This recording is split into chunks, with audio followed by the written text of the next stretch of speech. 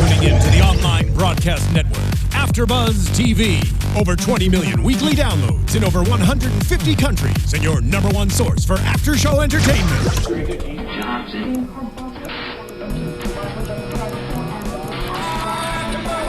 AfterBuzz TV, the destination for TV superfans. Producing aftershows for over 300 of your favorite TV shows, interviewing celebrities and showrunners, and bringing you behind-the-scenes exclusives. All thanks to E! Entertainment's Maria Menounos, producer Kevin Undergaro, and internet leader Akamai. Now, let the buzz begin! Hello, everyone, and welcome back to the Once Upon a Time after show here at AfterBuzz TV at Once Upon a Time TV. I'm your host, Tiana Hobson, and we're talking about Season 5, Episode 4, The Broken Kingdom. Joining me tonight, I have two beautiful ladies to my left, Keaton Markey. Hi, guys. It's good to be back. And Marissa Serafini. Hello, everyone. So what overall thoughts on tonight's episode? Not as good as last week's. But True. We got a lot of information tonight. A lot. I felt like we progressed a lot further than we've been able to progress in a while. So I appreciated that, but the pace was slow. I agree. I will straight up say that this was not my favorite episode so far this season. Granted, we've only had 4 episodes, but we did get a lot of answers. And not as many questions. I mean, we got some, but we got a lot more answers tonight. And yeah. I'm okay with that. I agree with you guys both on that. And I said this to Keaton while we were watching the episode. I think the reason it felt long was because instead of bouncing around to 3 different time periods and 3 different places, we stayed in Camelot for the whole episode except for the last 3 minutes of the episode. So I think staying in that world, even though we were going from the past to the more present timeline, it was still the same atmosphere. So I think it felt stale, and that's what made it feel a little bit longer and dragged out. But it's also, we stuck with the same characters too. We didn't have a really 10 different people we were following. It was more so 4. Yeah, which, I mean, like you guys said, it helped with getting us further in the story, I felt, because we were able to just focus on this specific group of people, so then we got more answers. And let's just get into the episode now. Diving in now. So we're gonna start with Camelot years ago and as recent as 5 years ago. So we get to see a flashback of a young Arthur and a young Guinevere in their village, and kind of shows you, started from the bottom, now we're here type of love life, Thank you, Drake. Thank you, Drake. So we see Arthur, and he's, the stable cleaner, and he's like, yeah, I had a dream, and this dude Merlin came in, and he told me that I'm gonna pull the sword Excalibur out of the stone, and you're gonna be my queen, and Camelot's gonna be a great kingdom. And about this scene, the audience also learns that Merlin was already a tree before we knew King Arthur as an adult. So who else or what else turned Merlin into a tree? Well, and it's who has ever met Merlin? Like the person Merlin, not just tree Merlin. So I'm very, very curious. And also, this is just posing to everybody in our chat. In our chat room. What's up, guys? Hi. What is Guinevere's accent? I can't figure it out. So please let me know what you think, because it distracts me. I feel like they've created one of that feels relevant for that period. It's not. Seems like South Middle Eastern, around Transylvania area, in Prague, in that realm. The one thing that I noticed about the accent thing, because I assumed this whole time that Arthur and Guinevere weren't from the same place. Yeah, yes. Because they have very different accents. So then showing them both as young kids today, and even having the little girl kind of mimic the same accent as older Guinevere, that kind of, in my eyes, was okay, maybe they're just sort of creating their own accent for what they felt was right for that character. Well, Bookworm 19385 says the actress is from Portugal. So, we got a European flair going on. Portuguese. That makes sense. It does make sense. I wouldn't know what that accent sounds like, so that's why I probably didn't recognize it. Let's all go to Portugal and do some research. It's a tax write-off, right? Yeah. So he says that Merlin has spoke to him, and then we see these mean older kids kind of mocking him, they've put the sword in a pile of rocks. Marissa. That looked really pathetic. I'm sorry, it did. Just bunch of stones. I mean, if it's a very highly revered sword, it has to have a better presentation to that. But let's not go there. All right, I think whatever you that did. for, kids putting it together to kind of make fun of him, I think it worked for it to not be And of the course, best. there's the bully. Yeah, and I think it just gives you more of the backstory of Merlin of like, he had nothing. We learned that his mom abandoned him from seeing these bullies come in. We see that why he is so determined to become something, because his whole life he was kind of told he would never be something. This, I think, is a direct correlation to the original movie that came out with Disney. And the stable boy, kind of the younger Arthur. Like, we don't see the adult Arthur in the original Disney cartoon. And so to be able to see that Arthur is, I think, more interesting to me. And I would like to see more of Arthur before Crazy King Arthur. Just because I think there's a hope and an innocence of him that, like, that's why you fall in love with the legend of King Arthur, really. But now he's a very bad man, and even though he has pretty eyes, not as pretty as Hook's, I hate him. Hate's a very strong word. I hate him. We don't trust him. I hate him. All right. Everyone has their feelings. So then we flash forward a little bit to seeing what we've seen before of Arthur pulling the sword out of the stone with Percival and Lancelot by his side and discovering that it's missing the piece. And he kind of goes back to the village and he doesn't show them the full sword. He's like, hey, it's here. I'm hiding the fact that it's not a full, complete sword. And then he's missing the tip. But then he becomes obsessed with finding the Dark One's dagger to complete the sword. Creepy obsessed. To like the point of driving his obsessed. wife away and forgetting like all the promises he made to her about, every year for your birthday, I'm going to fill the village with these pretty flowers, which I'm not a floral expert, so I have no idea. Middle mist. They're pink roses, but they're pretty. They are very pretty. And they're actually real flowers. They are. Oh, okay. Middle mist reds. Ooh. Good to know. There you go. So he gets so Rarest upset. flowers. Rare? They're rare. Oh, does it say what part of the world they're in from? the UK. Go figure. So he becomes so obsessed with this that it's her birthday now and he's forgotten about it. He's like so obsessed with finding the sword, and then he finally has a break. He looks like a crazy person in his like cell. I'm like, really, people were trusting you to be the king of this place right now because you look kind of crazy. You got crazy eyes going and crazy hair.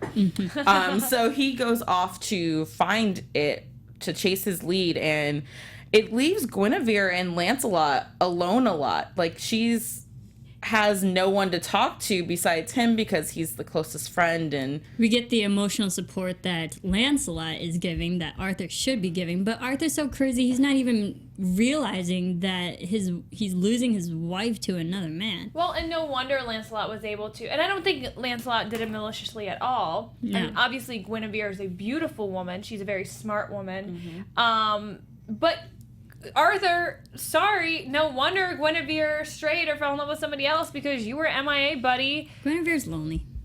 Well, I don't even think it was that. I think it's also just it's not only the loneliness, it's just somebody that she can actually truly rely on, because she cannot rely on Arthur because he is obsessed. I mean, she even says, this is jumping forward a little bit, she says something along the lines of, you're not the man that I fell in love with anymore. Like, I want to fix you to bring you back to that person. Where's the Arthur that I know and love? And she hasn't seen him in, we don't know how many years at this point he had been looking for the dagger. Really. It must have been a while. It had to be a while, because he said years. I always wish with this show that we have a better timeline of, like, ages and stuff, and just because I would be interested to see, like, how old are they now, and how old was he when he did pull the sword from the stone. Because, or is aging really a thing there? Yeah. Yeah, because aging's just weird there. That's all I gotta say. So, meanwhile, Guinevere's like, you know what? I'm sick of this BS. I'm gonna take matters into my own hands. She goes into Merlin's old stuff and finds the magic gauntlet, which is that glove thing of Mabob. Huzzah! That's what I wanted to say. Which we've actually seen before. Yeah, which we've seen before. Yeah. And she uses it to find the real location of the dagger, which is, of course, in the Dark One's vault. Her and Lancelot end up going there together, and after a little squabble with some... The smoke monster from Lost. with the darkness thing smoke attacking monster from him. Lost. The black goo. The black goo. The black goo. Attacking him. Guinevere is like, you can't have him, and uses the fire light to chase It looked very Fury-like. What we It had did. a couple.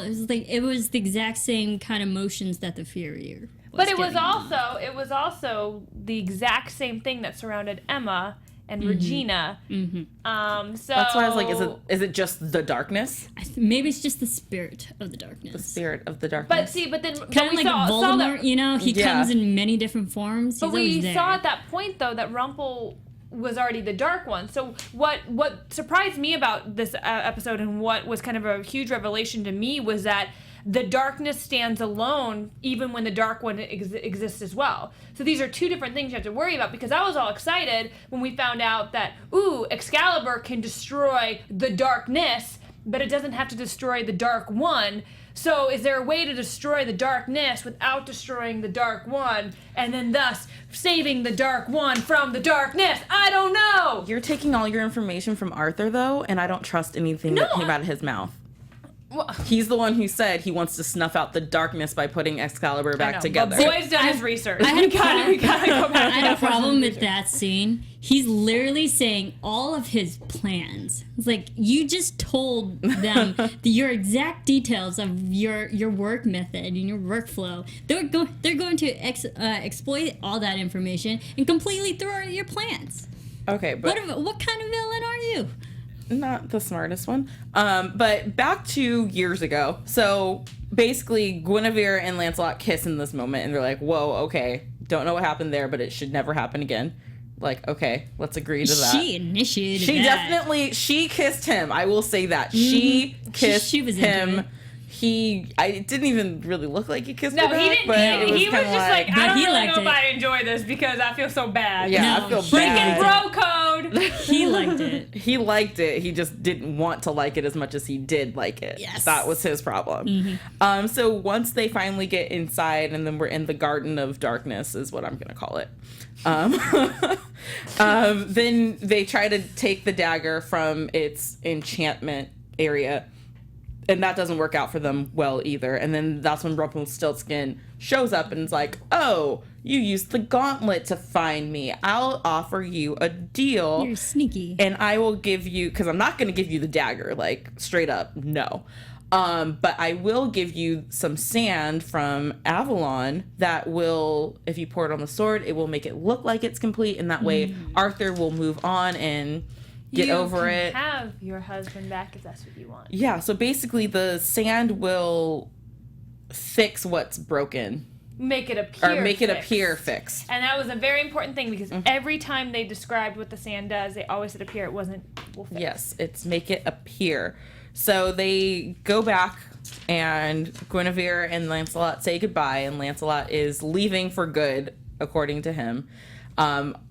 Arthur sees them kind of with their goodbye thing. Like the face Jealous. grab. Yeah, the face, The face grab. grab. Oh. Jealous. I mean, he definitely got jealous, and he's crazy. He's the crazy man locked up in the tower right now. So she gets back and is all like, hey, so yeah, I went with Lancelot to find the sword, or yeah, the dagger. Yeah, we found it. And he's like, where is it? And like taking her bag, which was really scary and crazy now. and crazy. I don't know how He's many the times I said crazy crazy boyfriend. so much right now. So he attacks her bag, and she gets the sand, and basically is like, I didn't actually find it. I have the sand, and it's gonna fix it's gonna, help us to get back to a better place. But here you have an ultimatum, basically. You can either continue your search for this sword and have it, or your marriage and your kingdom are going to be destroyed. Be broken. Be broken forever. And what does he decide to do? I'm gonna take that sand. I'm gonna just snatch that from you. And Right like quick. she didn't even pour it on it. I was like, girl. Yeah, and then like, I'm you just gonna Well, and she made a That was freaking too deal simple. with Rumpelstiltskin and didn't even follow through with, like, Yeah. what she gave. Ugh. Okay, see, Guinevere. See, my issue was this. Even before she gave the ultimatum, we saw that quick shot where she thought about using it on Arthur, but she loves Arthur so much and she decided not to. And then Arthur, with no hesitation, took that. So it shows that Arthur doesn't love Guinevere as much as Guinevere loves him. I feel like he does love her, but he's just so upset. He's got his priorities wrong in this moment. And I think what proves that he does love her is that he uses it on her because he doesn't want to lose her. He said earlier, you know, she's the... If I can't have you, no one else can. Well, she was like, she's the only good thing that I have, or something like that. He said to Lancelot before He's crazy. they left. He's crazy.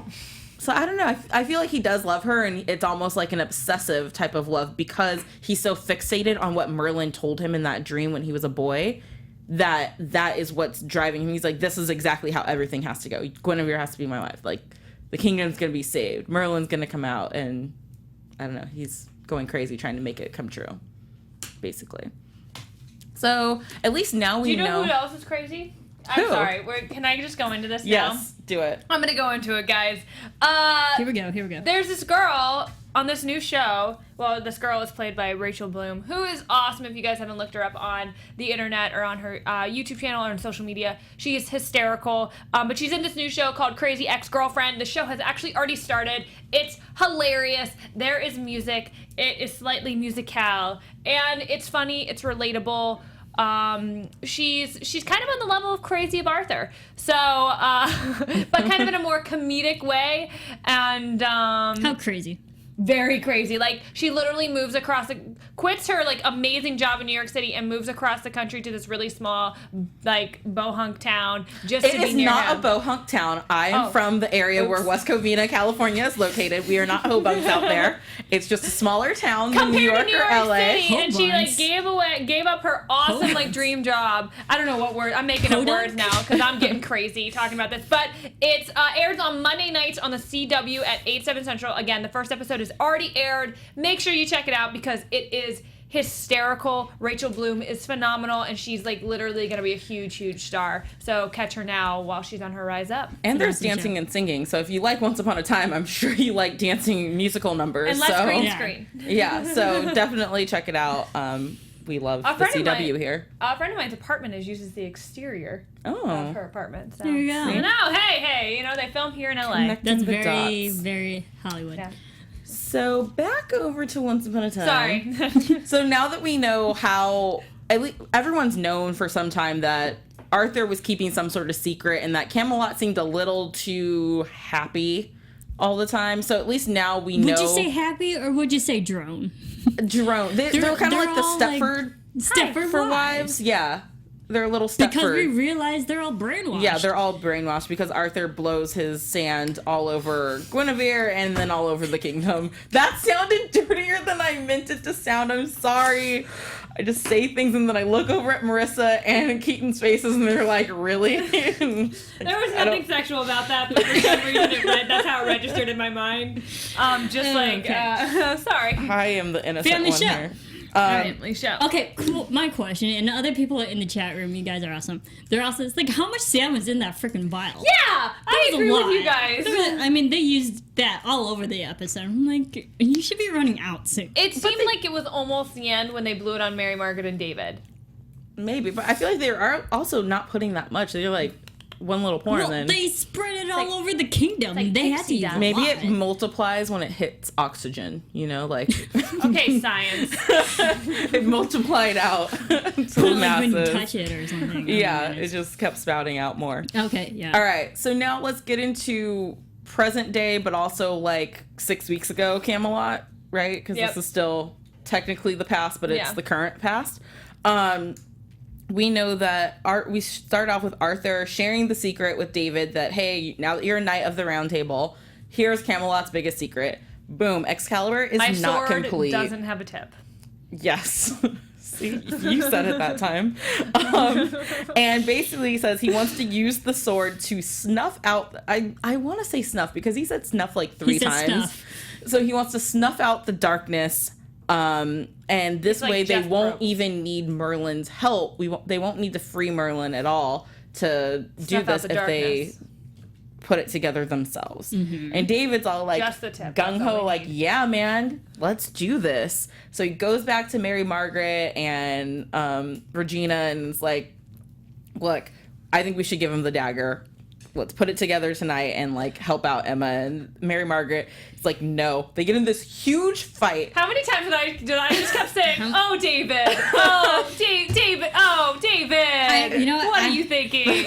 You know what I wrote down? Married couple. They're adorable. That's it. I loved seeing this very real moment into their was a marriage real because married they're couple. always so perfect, and even though they've been on different sides before of an argument, we've never seen them have a full-on fight where they're like, Regina, can you give us a second? Like, this is some married folks business right now. Like, She we're about just to get into poofs it. out like a boss. Yeah, so I loved seeing this little insight into the relationship to see that, you know, even Snow White and Prince Charming have some struggles sometimes and don't always agree.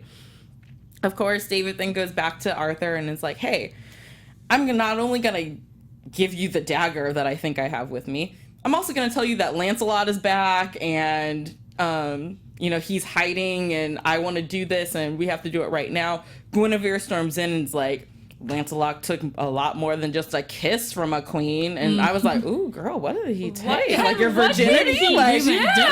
what did he do to you, girl? Oh my god! Oh, Lord. I was like, once it's getting dark. I know, right? Whoa! Because the story that we saw from the flashback was just, you know, Guinevere kissing Lancelot Yeah. ultimately at that She's point. a sneaky hoe. Well, I mean, we learned that it's not really her fault because she is under the influence. I have a prediction about Guinevere. We'll see. Oh, okay.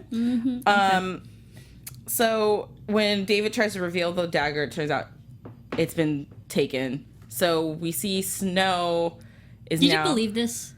Did you Okay. believe David saying all these things so quickly after this argument with Mary Margaret to go against Mary Margaret in that way, to go up to King Arthur, be like, yo, this is against my wife's wishes. I'm going to tell you everything. I'm gonna do it anyway. I No. will say this. It was too simple. I was stupid to not question it as much as I did. I'm with not. you, T. Like, I saw it and I was thinking, I was like, really, David? You just, not only you're going to tell him, like, hey, I have the dagger, you're going to tell him about Lancelot, but, like, you're just going to go and do this? Really, David? Really? Oh, But David. that fight that they had was so genuine, and that's the last scene I saw with them, that I was like, wow, maybe he really is doing this. And I'm mad at myself for not trusting in David more. Well, David, yeah, Or just and trusting in that their marriage. love. Yeah, trusting in the marriage that they had come to an agreement together. Like, that was me being He got naive. me. I got bamboozled. Yeah, I got by David. bamboozled. Like, I was in your court, Arthur. I feel you. Bamboozled. So Snow White and Lancelot go off to hide the dagger. She goes and gets him from Granny's diner, right? And Granny's, then yeah. they go off. Lancelot. Really good hiding spot, Lancelot. Hey, it was dark in there. No one was really looking. no so. one knows that Granny's place is there, too, Yeah. other than the storybook. No, that's where the that Camelot people met them there when it landed. But they think Everybody that it's knows Granny's They think it's there. abandoned now, so it's okay. So Lancelot takes Snow White to the Vault of the Dark One, where he's then like, hey, maybe I should be the one to put the dagger within the magical spellbound Box. for it. And that's when I started questioning Lancelot a little bit, because the whole time I was on his side, like, all right, he is telling the truth, he's on our side, and then all of a sudden he's like, no, Snow, I should be the one to do it. I'm like, why do you want to be the one to have access to the dagger? Why do you No, gotta see, touch it? I saw it in a more positive light. I saw him being a valiant knight. I was like, oh, the chivalry. We thought it was dead, but he still has it. For Well, people that's who watch a lot of shows that I do after shows for, they know I have trust issues with new characters. So I think in that Lancelot's- moment I was I like, don't. Lancelot, what you doing? No, Lancelot's not new. Guinevere is. But the last time we saw Lancelot, he was actually Bad. Cora, so I don't know this Lancelot. Okay, so, we talked about this last after show. Where do you trust Lancelot now? I trust him because of the last situation we saw. We were already duped and fooled to think that that was actually Lancelot. Yeah. Now that we know he's back, I think it'd be crazy for the writers to write him as someone else again and foolish. Oh, yeah, I 100% believe in Lancelot and I trust him. Just in this moment, I was kind of like, wait a second, why are you wanting to have your hand on the dagger that I feel like someone who knows Emma and is close to Emma should always be the one protecting that dagger, just because you never know what... Lancelot does not know Emma, so I didn't want him touching the dagger. Man, you don't know That Emma. was just... That was my moment You don't know Emma. Yeah, like, you don't know her, like, you cannot control her. But I also was just like, ooh, Mary Margaret, let's... Like, that's when it started to feel a little weird. Like, and Mary Margaret was like having these flashbacks to that dream with Emma was a kid and stole her heart. I was like, something is up with this plan with what's going on. Or and so maybe it's this land. Was that really a dream from Mary Margaret? Was that more a foreshadowing, premonition kind of deal? Oh. Now looking back and being... There's a purpose, the reason why we came back to this particular spot. It has to be something more than just having a dream. And we now know that Emma's going to crush a heart. Do you think that will actually happen in this particular spot? Well, now that you bring that up, maybe. I hadn't been thinking about it like that. Marissa always opens my mind to new things. You know, the best part about this whole little land or whatever was when Snow goes, "It's not gonna work." That was my favorite line of the whole episode. God, sassy Snow. Yeah, when Arthur has followed them into the Dark One's vault and takes the dagger, which I was like, really, guys? We're just gonna hand it over all nilly-willy. And then it's not the real dagger, and he's like, Dark One, come here. And like, she's not gonna come. It almost it almost seemed like Mary Margaret like was not even in character anymore, and that like they were just like doing bloopers and crap. Like, I wonder if that was actually written in, or if like she just like said it and they're like, actually that's hilarious and great, say it. You know what I mean? I just thought it was really funny. Is there like I had to know that was fake. Like, because we've already seen a fake dagger before, and I was like, that's way too simple for Mary Margaret to just hand over the real dagger. I mean, I think that it's easy for Regina to just kind of make a Regina, dagger when she needs it. Pro says Regina made a fake dagger. Yes, exactly. I think it's super easy. She just kind of waves her hand. But in this, we learned that, you know, although, because then David comes in and it's like, hey, because Arthur is like, you should have trusted David. He was right, like, not to trust me. I'm bad.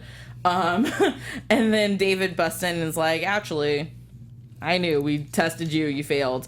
So the fight that they had was real between Snow and Prince Charming. But afterwards, they very quickly realized that they needed to do the best thing for Emma, so they put both of their friends really up to a test to see which one was telling the truth.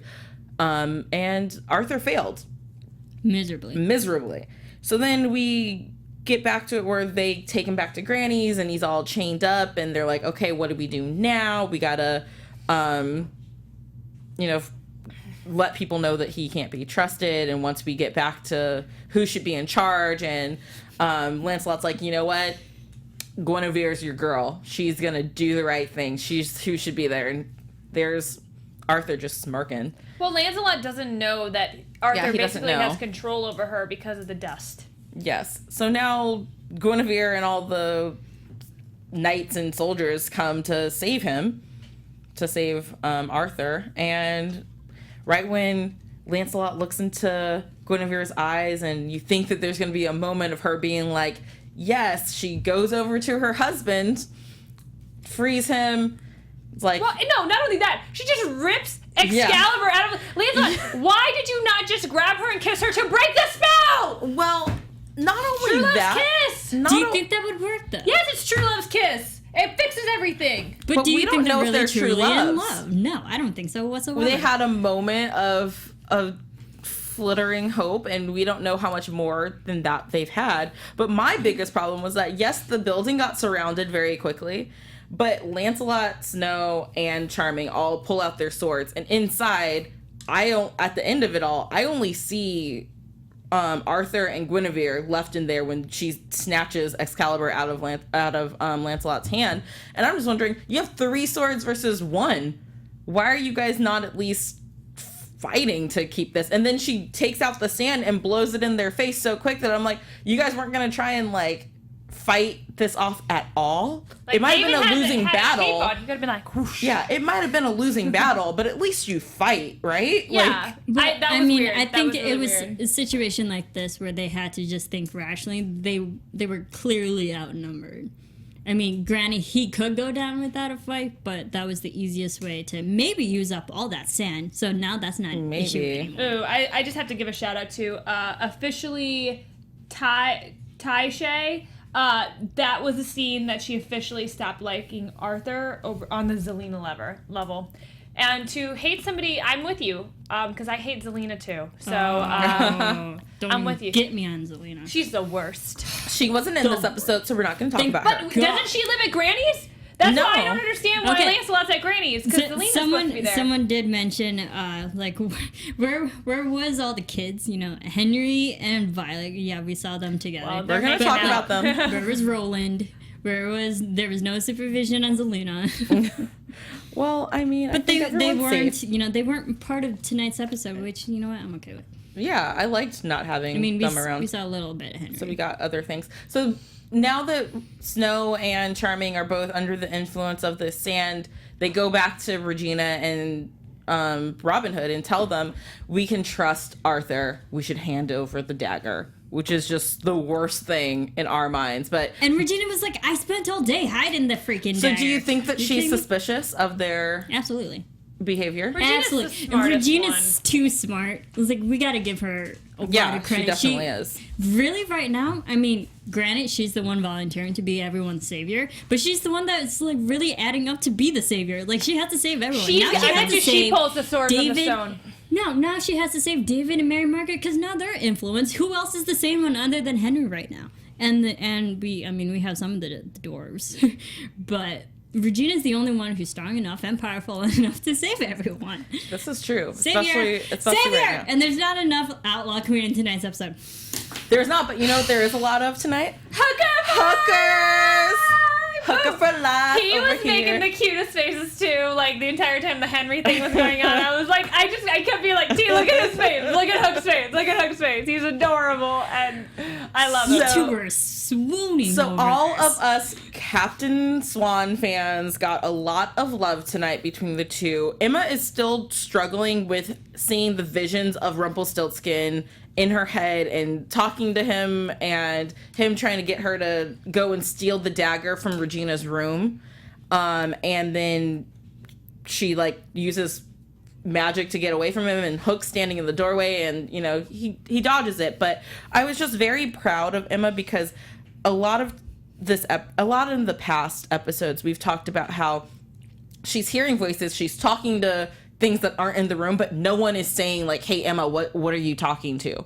And tonight she finally opened up about, hey, so I'm seeing images of Rumple or like a version of him, and it's I'm like the seeing darkness things. like he's talking to me and trying, like that's why I almost ripped out crushed Merida's heart. Like has a lot of influence. And Hook is like, baby, look, chill, I'm gonna take care of this because I've struggled with some demons Do you have a in my Drake past song too. for that? Can you give me one? I don't have one on the tip of my tongue for Drake, but he's basically like, I'm gonna take care of you. Him and Henry's like, I know a quiet place for her to go, because she becomes like a zombie at one point where she was just All like I'm thinking is like a state the of shock. Enemy song from Drake. I got enemies, got a lot of enemies. got a lot of people trying to This is a this energy. Once That's upon a a good time one. after show brought to you by Drake.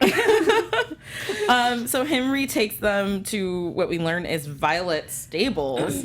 And this is the first time that Emma hears about this girl, Violet. This was amazing. This was so cute because you kind of saw a little mama bear perking up in there like... And this is the other thing. Like, poor Henry, we never see him really interacting with kids his age. We only see him with a ton of adults. He has, like, no friends. So I'm so happy he does have a friend. He has a love interest. He's still really, really awkward. Does And he? I love Hook I loved Hook anyway, but Hook kind of just giving like him crap and like being like looking at Emma like ooh, like I've never seen him make faces like that, and it didn't even seem like Hook, and I just loved every minute of it. I love the realness of this, but not to bring it down, but a lot of people have been questioning, do you think Emma's gonna crush Violet's heart? A lot of people are speculating that Violet's heart is the one who's going to be crushed. I personally think that's not going to happen, only because Violet is a child. She's a minor, and ABC is not going to go there. Yeah. Just for a realistic standpoint. That's what would stop them, I think, in that case. I was like, freaking Pant. They had to turn him into an adult before they got rid of him. That's very true. So... I also saw a lot of people online talking about how Emma might crush Hook's heart, and I just don't even want to think about that. So, no. I literally will be done. I will stop watching. Like, if not only if you kill Hook, if you have Emma kill Hook, I'm out. I'm out. It's like when Charlie died in Lost. I was out. Well, spoiler. So then, sorry. It's been almost 10 years. So then, another thing that we should definitely make note of is the name of Violet's horse. We learned Nicodemus. Nicodemus. Yes. And I know Marissa has some facts over there. Well, he is part of the Greek mythology. So once again, adding more Greek mythology into the story, which opens the possibility for Hades. Yes. Not only Hades, but and Hercules and Meg. I say it every episode until it's going to get annoying. And the Muses if it's not already and Pegasus. I'm so excited. It's like literally one of my favorite Disney movies. And I have a tease about that later. So then, now I know what you're going to do. Yeah, so Hook then decides, because Violet says to Henry, like, are you ready to get your heart racing? So it gives Hook an idea to take Emma out and really get her out of her own head, because he has experience with this. This was so romantic. So they go for a little horse ride, and at first the horse is scared of her, and she sees Rumple again, and Hook's like, hey, stop talking to the voices in your head and get on the horse. And you see them just riding and free, and I love that Emma's still wearing white at this moment, because, you know, it's just, she's very free and innocent, and you see that glimmer of like, man, look at how happy they could be. What the heck happens that we get back to Storybrooke and she's this whole different person? I blame Guinevere. Okay. And I blame Arthur, because I hate him. So, yep. Oh, Dylan Zanelli says they crushed Felix's heart. Okay. Okay. True. That is but true. Still. So that was our Captain Swan moments of the night. But and he I was was very like happy. an older teenager. So. Yeah, he was on the verge of adulthood. He was still he could have been 18. Young adult.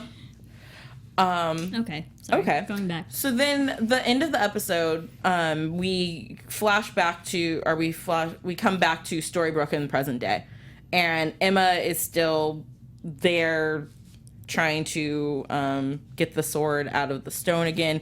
Gold is in the back of her saying, hey, I remember what it's like to have the darkness Who do you right think there. was the person Gold saw?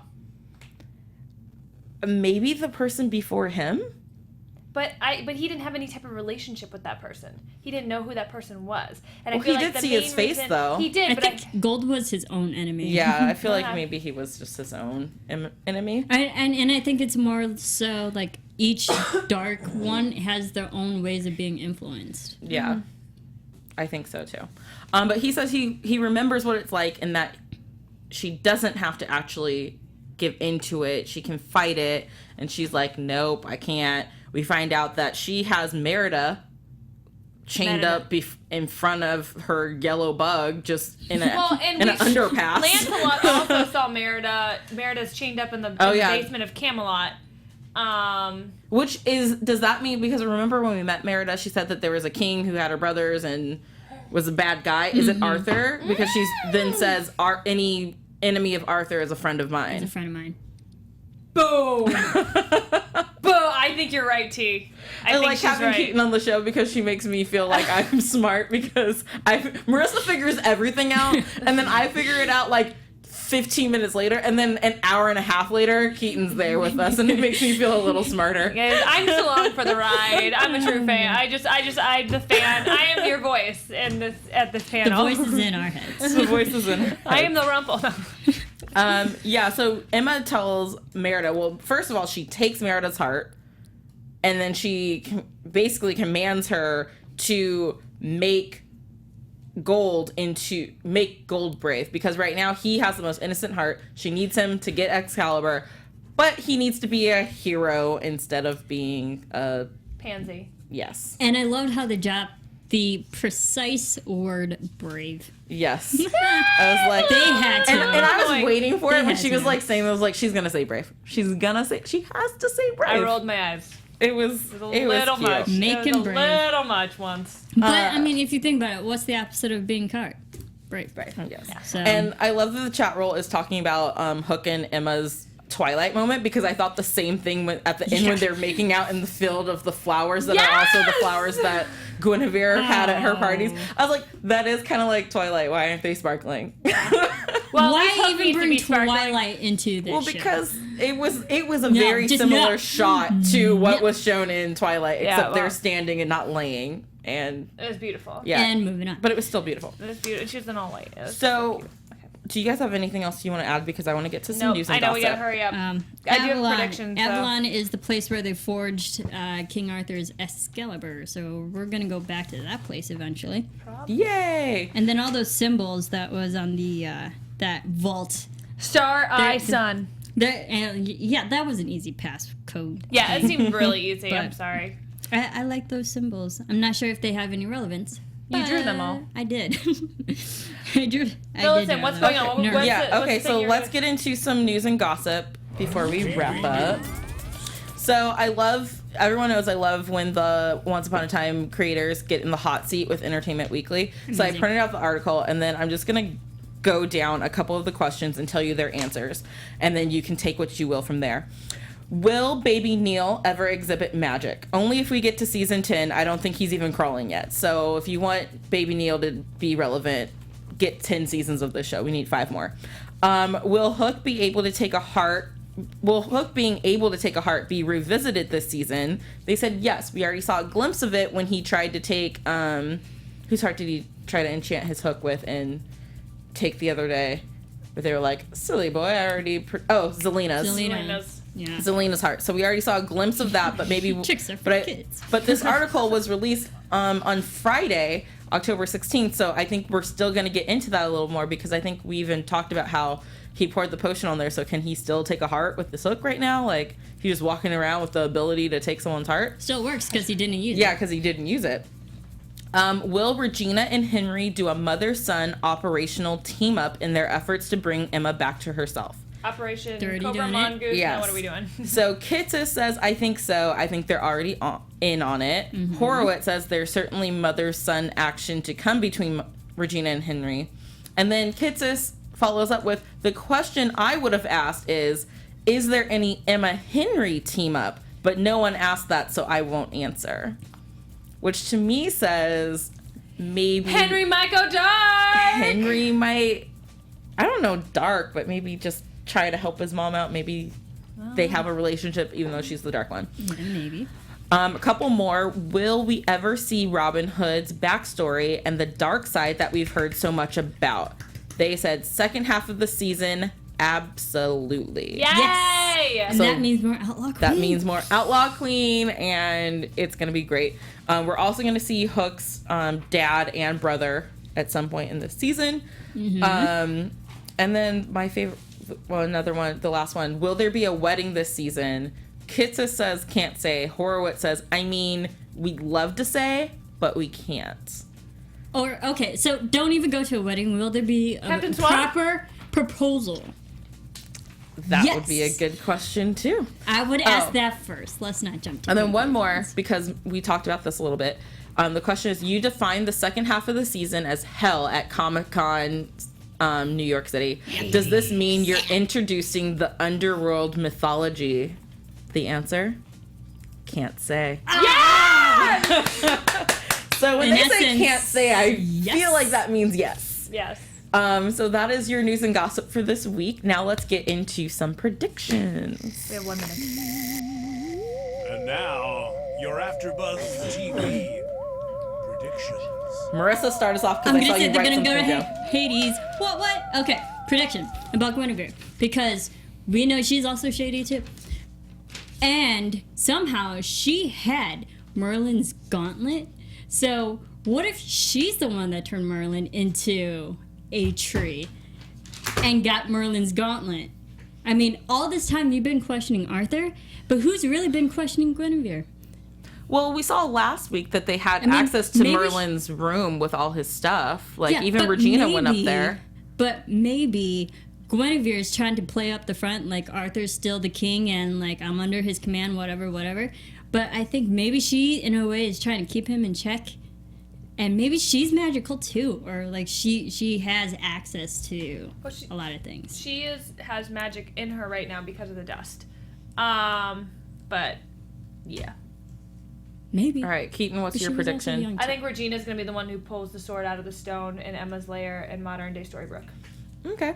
And I think that, to go a little bit off of Marissa's, I think that Guinevere isn't what she's turning out, like what's being presented to us. I feel that she might not actually be under the influence of the fairy dust and pretending, but maybe as a double agent to help out our good guys at the end of the day. Yeah, or maybe she knows who turned, because also she was young too when we saw that whole flashback scene. So maybe she's an accomplice or something. Ooh, my prediction, Merlin is Guinevere's father.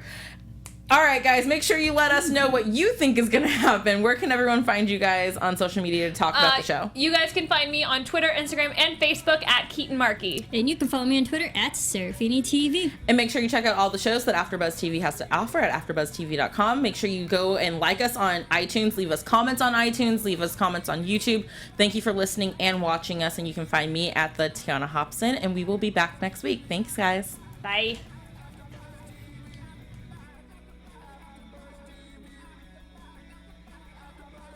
From executive producers Maria Menounos, Kevin Undergaro, Phil Svitek, and the entire AfterBuzz TV staff, we would like to thank you for listening to the AfterBuzz TV network. To watch or listen to other after shows and post comments or questions, be sure to visit AfterBuzzTV.com. I'm Sir Richard Wentworth, and this has been a presentation of AfterBuzz TV. Buzz you later. The views expressed herein are those of the hosts only and do not necessarily reflect the views of AfterBuzz TV or its owners or principals.